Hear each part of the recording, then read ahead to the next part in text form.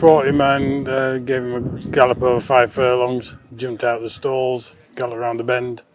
So he did a good piece of work. Yeah, it felt great. Obviously had a bit of a freshen up since York, and to be honest with you, Simps has done its job.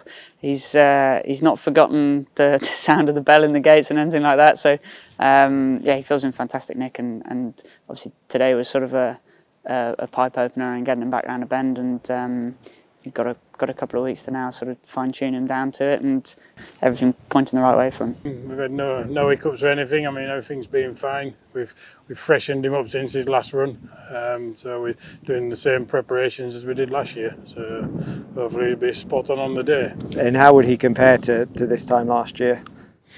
I mean, he's a stronger horse now. I mean, he's still got the same speed. I mean, he's probably a bit quicker now. I mean, obviously, it's going to be a tough race out there. I mean, we're under no illusions that it's going to be a walk in the park. But as long as he gives his running and runs well and comes back safe and sound, that's the main thing. Look, he feels great. Obviously, we know how fast he is. We know how well he handled the bend last year.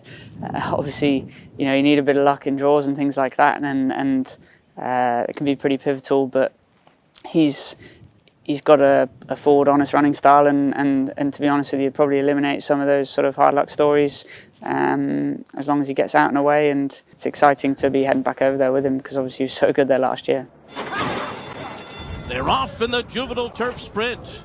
I mean, he meant everything. I mean, it's something you dream about, not you never think it's going to be reality that you're going to have a Breeders' Cup winner. I mean, there's very few British trainers gone out to America and had winning at the Breeders' Cup, so I mean, it was great to do it and great for the whole team and all the yard. And full credit to Paul and Rachel for supporting us. They're into the stretch, and it is Crimson Advocate on the inside, and Big Ev's right up alongside. We all grow up watching Breeders' Cups. If you're a racing fan and as a jockey, it's one of the biggest international meetings around the world, and you see your idols winning there, and it means it's one of the places you want to go and try and do the same. So bring home a Breeders' Cup's pretty special. Big Evs with a big performance to take the Breeders' Cup Juvenile Turf Sprint.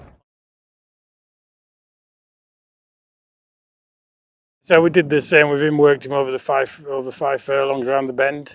I mean, the main thing with him was to bring him in, sort of try him around the bend as he's never galloped around one before. And I mean, Tom said he did it absolutely fine. Got onto the right lead, coming around the bend, and then quickened off the bend. So, and he's a lot bigger horse than Big Evs as well. So, I mean, that was sort of a bit of a question mark whether he'd sort of handle a sharp bend. But I say he got around it absolutely fine. I think Big Mojo's probably going to improve and be better next year because he's a different stamp of horse. I mean, he's bigger and just a bigger frame and bigger horse, and I think he's going to sort of really come into himself as a 3-year-old. It's my first time sat on him, but he feels great. He's obviously got a bit of a different running style to Big Evs. He's not quite as fast out the blocks, but he's got a lot of speed in the locker, and I'd imagine, well, we're hoping he'll be unleashing a hard run in that last furlong.